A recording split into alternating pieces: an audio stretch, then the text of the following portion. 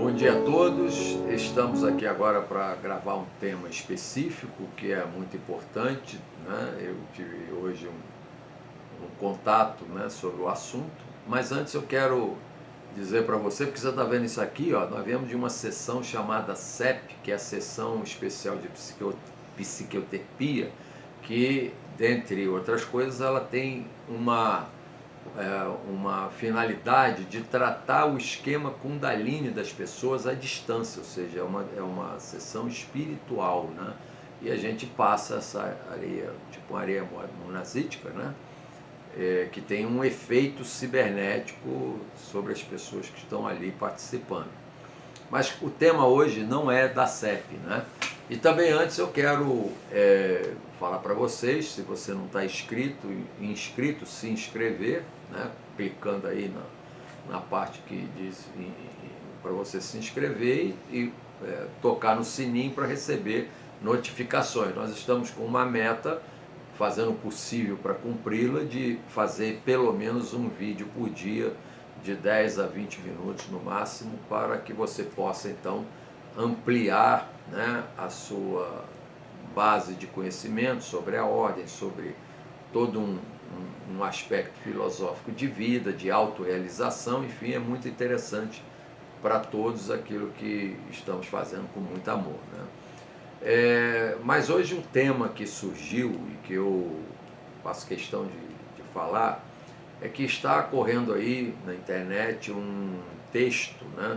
Eu não sei, eu não observei exatamente o texto, nem onde que a estatística está sendo produzida, né?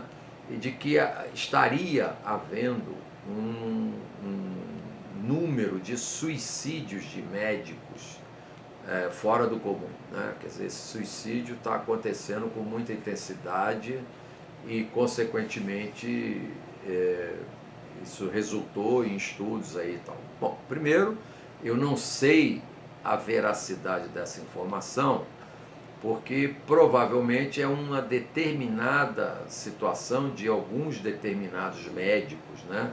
Porque eu, por exemplo, em toda a minha vida, nunca vi um médico se suicidar em função do seu trabalho médico, né? Mas ali no texto dava a impressão que o médico está se suicidando por um estresse na profissão. Então aí nós temos que fazer uma separação muito importante, que é um médico de nível social elevado, com um sucesso muito grande, que tem o seu consultório ganhando uma boa quantia pelas consultas, que fazem operação e ganham uma boa quantia pelas operações que fazem, daquele médico que é geralmente mais jovem, que ainda não conseguiu, não teve nem por herança, nem por oportunidade, enfim, isso é uma coisa muito ampla para a gente discutir, mas que é aquele que está trabalhando como empregado de algum hospital e que às vezes o que ganha não é, digamos, suficiente, então tem que trabalhar em 2 hospitais, a carga de trabalho é muito intensa e muitas vezes trabalhando em hospitais, né, sejam eles públicos ou clínicas privadas, desestruturadas, com uma responsabilidade enorme daquilo que eles estão fazendo, né? Então essa questão, ela suscitou a observação de vários aspectos. O primeiro aspecto é da profissão de médico em si. A gente tem que separar o médico empresário, que é o médico que tem a sua clínica, o médico que tem o seu consultório, que praticamente recebe muito dinheiro pelas consultas, que é bem realizado e que, consequentemente, não precisa fazer um trabalho intensivo em vários lugares e pode também se atualizar no estudo da medicina. Quer dizer, tem algum tempo, alguma disponibilidade para isso, porque o ganho é suficiente e ele consegue fazer isso. E tem o médico, que é o médico assalariado. Aí é que a coisa começa a diferenciar. E essa estatística, que segundo eu li, eu não consegui perceber, fazer uma diferenciação de que tipo de médico nós estamos falando.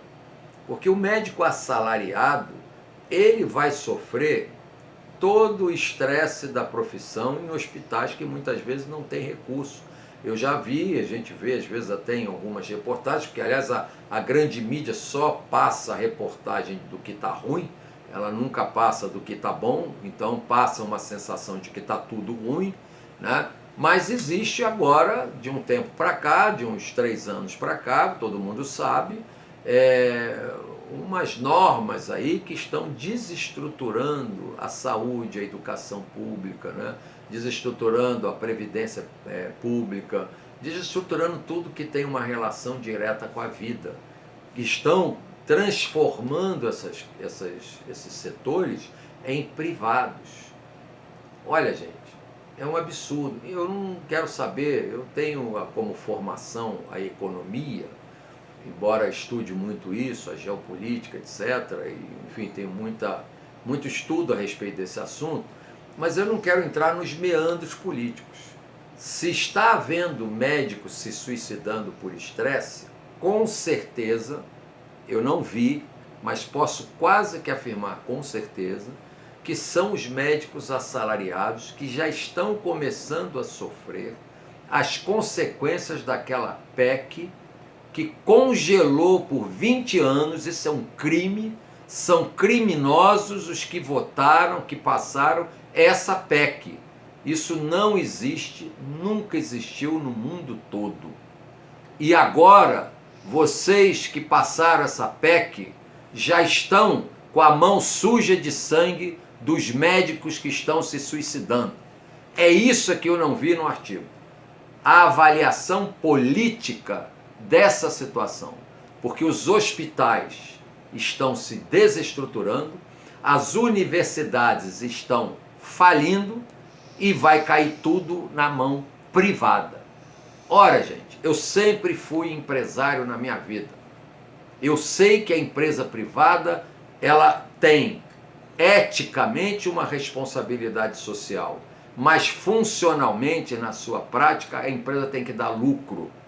Então, o que o empresário tem que fazer é fazer a sua empresa dar lucro. Ele não tem que cuidar da causa social, porque primeiro ele não tem recursos para isso. Uma clínica particular, se ela começar a fazer caridade, ela quebra, porque ela está vivendo do seu ganho privado. Portanto, hospital não é coisa para iniciativa privada. Quem tem que fazer hospital é o governo, é o Estado. Então não podem ser privatizados a educação, a saúde, esses planos de saúde todos estão acabando com a vida das pessoas, porque esses planos de saúde todos estão cobrando absurdos e as pessoas não estão aguentando pagar. E esses planos que estão fazendo com essas PECs, com a destruição das empresas nacionais que estão sendo feitas, o desemprego está aumentando de uma forma calamitosa. Eu sou muito contra aquela tal de Uber aí, porque a gente sabe que o dinheiro vai para a mão estrangeira e os que estão trabalhando na Uber não tem nem como fazer a reposição do seu carro. E a Uber vai fazer a mesma coisa que se faz com a escravidão. Essas pessoas vão ficando com seus carros velhos, vão chutando, botando outro, porque a fila dos que querem fazer um bico na Uber, eles vão aparecer aos montões. Aí vai acabar com mais um pouquinho de tempo, não teremos mais táxi oficial, organizado, transporte público organizado.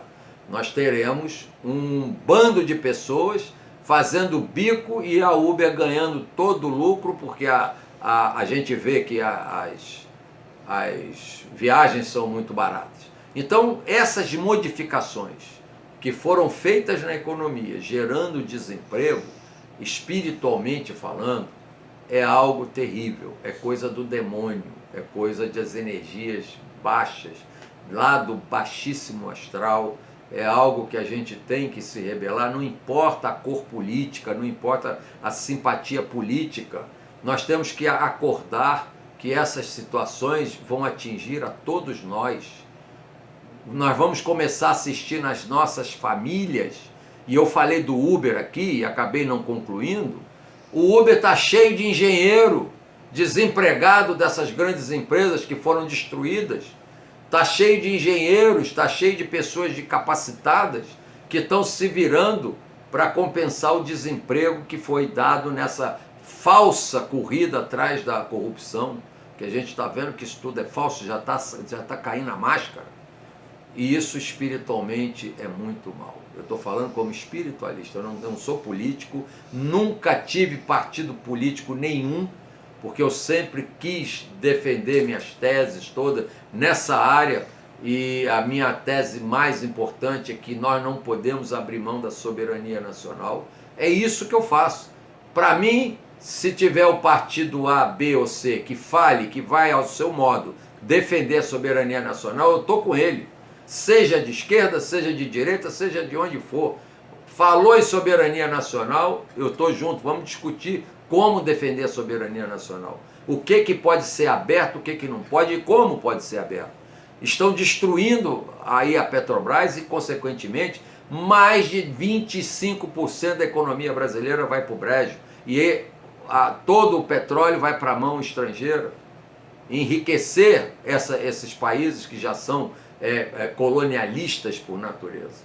Então a gente tem que abrir o olho, gente, por causa que esse artigo dos médicos se suicidando foi para mim um alerta terrível, porque não são os médicos de consultório particular da classe alta que estão se suicidando. Eu nunca ouvi nenhum caso. Se algum médico desse se suicidar, com certeza não é por causa de problema na carreira dele. É algum problema pessoal, de família, existencial. Isso, suicidar é algo que, quando a pessoa tem depressão, tem deficiência de serotonina, as endorfinas não estão funcionando, ele entra em depressão, e a depressão leva a pessoa, às vezes, a surto de suicídio. Isso a gente sabe disso. Os próprios médicos sabem disso, né? Então, mas eu não vejo nenhum médico, eu não tenho conhecimento de médico de classe alta se suicidar, não. Isso eu não tenho. Ninguém, eu nunca, na minha vida toda, eu não sou novinho, já vivi muito, nunca vi um médico se suicidar. Nunca vi. Agora, se estão já publicando estatísticas de médicos que se suicidam, já são os médicos que estão vivendo o drama dos hospitais sem dinheiro, vendo o paciente morrer sem ter recursos para atender o paciente. E quem fica de fora, os parentes dessas pessoas que morrem nas mãos desses médicos, vão acusá-los de eles estarem negligenciando, e a culpa não é do médico, a culpa é da falta de recursos, que essas pessoas que votaram essa PEC de 20 anos, que estão aí nos desgovernando, eles estão com a mão suja de sangue dos médicos que se suicidam. E é isso que a gente tem que, todos nós, nos unirmos, seja de qual partido for, para combater essa ignomínia que está sendo cometida no plano das políticas públicas, completamente fora de qualquer critério, porque o critério é um só: destruir a economia brasileira para as nossas riquezas caírem nas mãos estrangeiras. Ponto. Não tem nada a ver com corrupção, não foi a corrupção que destruiu coisa nenhuma, embora a gente tenha que ser sempre contra a corrupção. Eu não defendo corrupção em hipótese nenhuma. Mas não é a corrupção é uma motivação aparentemente válida para destruir a empresa nacional, para destruir o governo brasileiro, para destruir o Estado brasileiro. E as nossas riquezas sendo todas tomadas, inclusive a água. Podem anotar, brevemente você vai pagar caro pela água que bebe. Então é a vida que está sendo atacada. Nós não vamos ter o que beber, o que comer, porque quem vão ser os donos da água, da bebida, da luz, da energia, do combustível que vai aumentar. Escuta o que eu vou dizer aqui. Agora que eles estão destruindo a Petrobras, agora, porque não é mentira dizer que ela veio destruída, porque de 4 anos atrás a Petrobras estava em excelente situação. É mentira o que estão botando aí nessa mídia também, que Deus me livre. Então é isso que a gente tem que começar a unir o povo brasileiro pela soberania nacional. Porque os suicídios, que o tema foi, a motivação desse vídeo, foi esse artigo que eu li de médicos se suicidando, e com certeza, embora eu não tenha visto essa anotação, são médicos que trabalham como empregados. Esses médicos é que estão se suicidando, porque estão com uma carga muito grande de trabalho para poder ganhar algum dinheiro válido e ao mesmo tempo não podem se atualizar. Por outro lado, vêm seus pacientes morrendo sem ser atendidos. Às vezes, agora em determinados hospitais só tem um médico para atender não sei quantos pacientes. Quer dizer, é um absurdo. Mas por quê? Por causa dessas medidas cuja única finalidade é desestruturar a economia brasileira.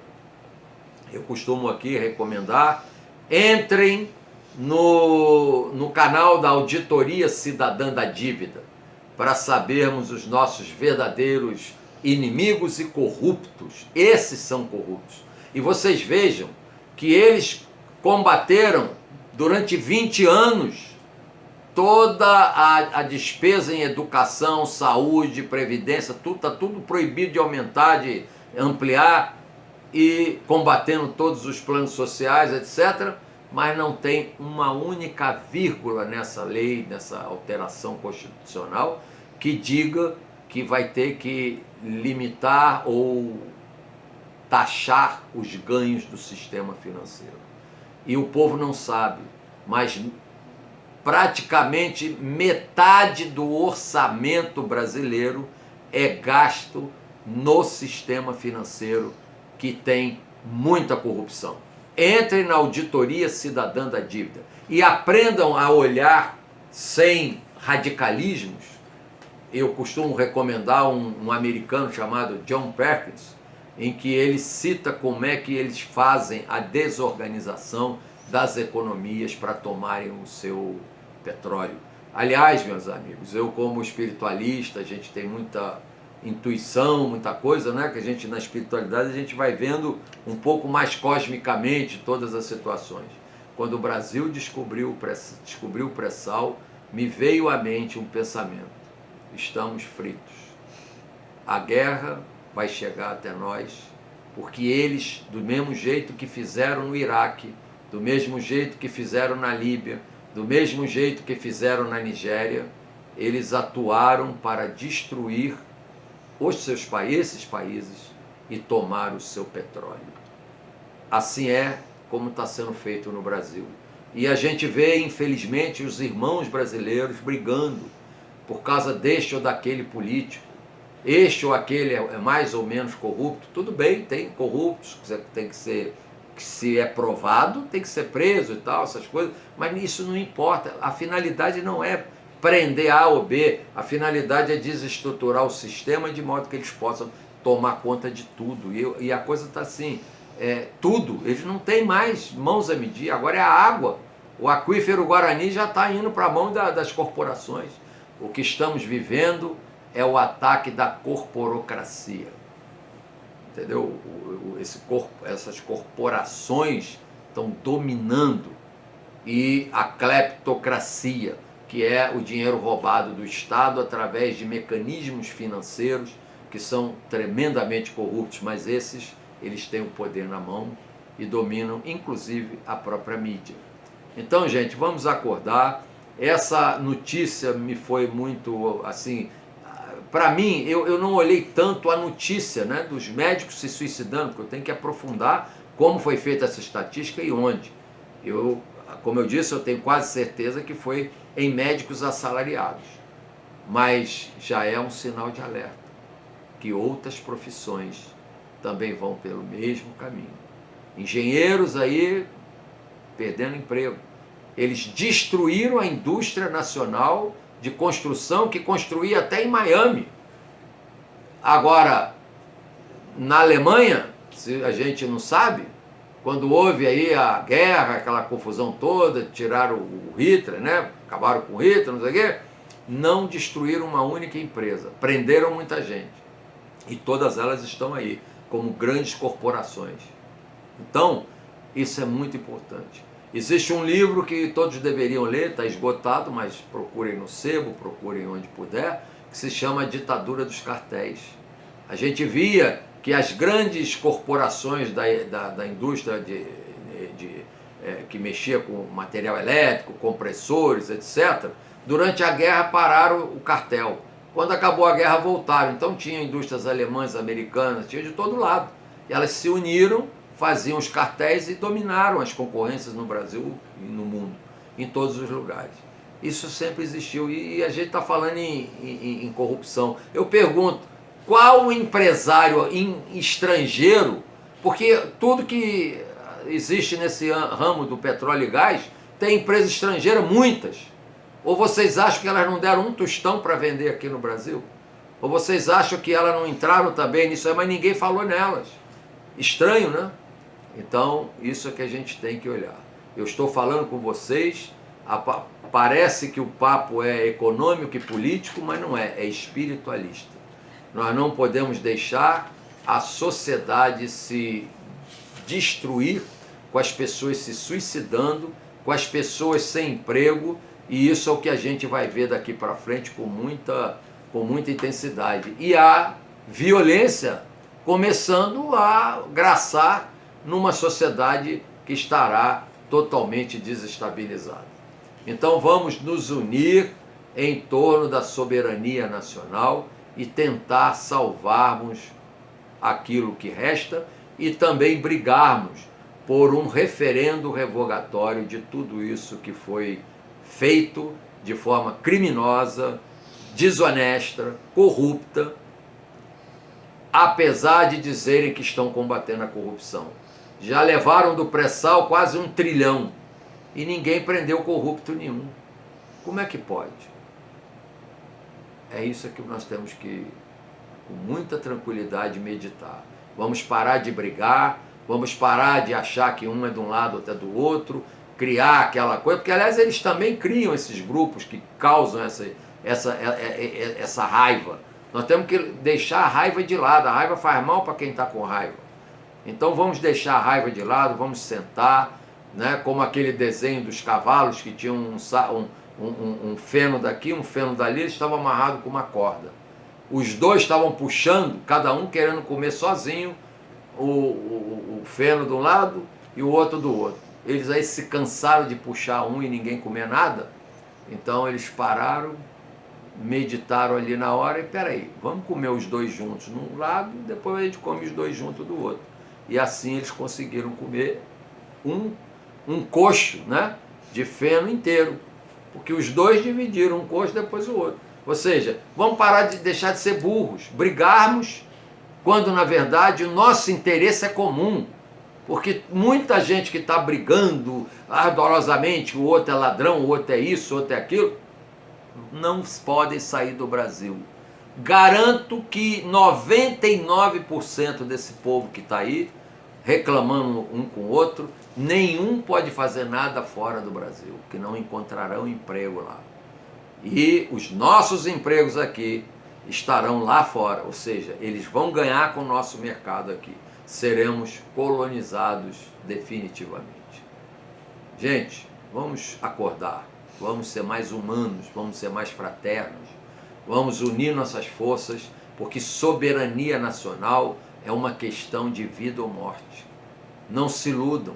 Nenhum país que está querendo roubar o nosso petróleo, nenhuma dessas petrolíferas que estão roubando o nosso petróleo, a nossa tecnologia, o nosso espaço aéreo, enfim, estão roubando tudo, nenhuma delas vem aqui para fazer caridade com a gente, não. Não se iludam. Olha o exemplo da África, que foi colonizada e acabaram com a África, tem países aí que já não tem mais nada para levar, e simplesmente abandonaram a própria sorte. É só estudar um pouquinho.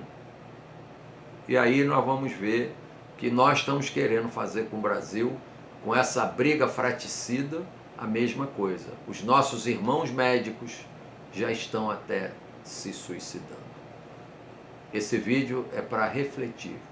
Esse vídeo é para que cada um olhe mais a sua espiritualidade e não fiquem parados simplesmente brigando entre irmãos, enquanto o bandido que está do lado de fora está assaltando a nossa casa. Então vamos nos unir, vamos ser mais fraternos, respeitando cada um a opinião do outro, porém todos nós irmanados na defesa da soberania nacional. E finalmente eu quero também lembrar que tudo que eu estou falando O Papa Francisco, quem sou eu para me comparar com o Papa? Eu estou apenas primaz de uma pequena casa religiosa, né? E não tenho a pretensão de ter a dimensão desse Papa maravilhoso que é o Papa Francisco. Já falou, em outras palavras, tudo isso que nós falamos aqui. Portanto, é hora de refletir. Essa é uma mensagem espiritualista. O meu mais profundo Namastê a todos.